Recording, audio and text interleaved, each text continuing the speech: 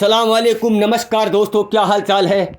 हम आज आपको बताएंगे कि मुहर्रम ताजिया क्यों मनाया जाता है और इसको इतना बड़ा त्यौहार क्यों माना जाता है। आइए दोस्तों, हम आपको बताते हैं। इमाम हुसैन और उनके फ्लोर्स की शहादत की याद में दुनिया भर में शिया मुस्लिम मुहर्रम मनाते हैं।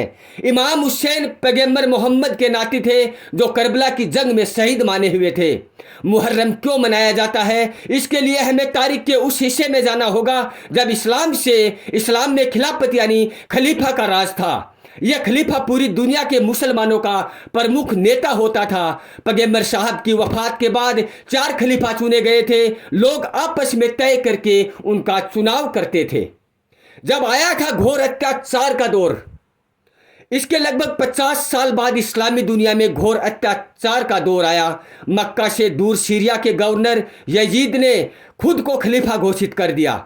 उसके काम करने का तरीका बादशाह जैसा था जो उस समय इस्लाम के बिल्कुल खिलाफ था। तब इमाम हुसैन ने यजीद को खलीफा मानने से इनकार कर दिया।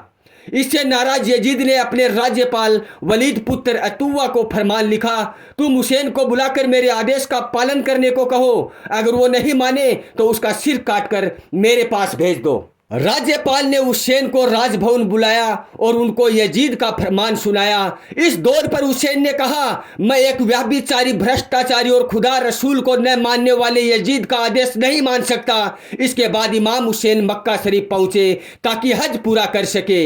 यहाँ यजीद ने अपने सैनिकों को यात्री बनाकर हुसैन का कत्ल करने के लिए भेजा। इस बात का पता हुसैन को पता चल गया, लेकिन मक्का ऐसा पवित्र स्थान है जहां किसी की भी कोई हत्या नहीं कर सकता। वहां पर हत्या करना हराम है।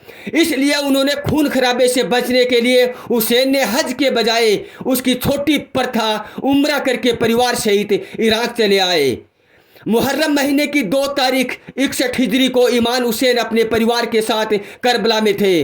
9 तारीख तक यजीद की सेना को सही रास्ते पर लाने के लिए समझाइश देते रहे, लेकिन वो नहीं माने। इसके बाद हुसैन ने कहा, तुम मुझे एक रात की मोहलत दो ताकि मैं अल्लाह की इबादत कर सकूं। इस रात को असूर की रात कहा जाता है। गले दिन जंग में हुसैन के 72 फ्लोर्स मारे गए। तब सिर्फ हुसैन अकेले रह गए थे, लेकिन तभी अचानक खेमे में शोर सुना। उनका 6 महीने का बेटा अली असगर प्यास से बेहोश था। उसने उसे अपने हाथों में उठाकर मैदान करबला में ले आए। उन्होंने यजीद की फौज के बेटे को पानी पिलाने के लिए कहा, लेकिन फौज नहीं मानी और बेटे ने हुसैन के हाथों में तड़प तड़प कर दम तोड़ दिया। इसके बाद भूखे प्यासे हजरत इमाम हुसैन का भी कत्ल कर दिया। हुसैन ने इस्लाम और मानवता के लिए अपनी जान कुर्बान की थी। इसे असूर यानी मातम का दिन कहा जाता है। इराक की राजधानी बगदाद के दक्षिण पश्चिम में करबला में इमाम हुसैन और इमाम अब्बास के तीर्थ स्थान है। दोस्तों, वीडियो को ज़्यादा से ज़्यादा शेयर करो ताकि हर एक भाई को पता चल सके कि हम मुहर्रम क्यों मनाते हैं। वीडियो को लाइक करना, चैनल को सब्सक्राइब करना। जय हिंद, वंदे मातरम।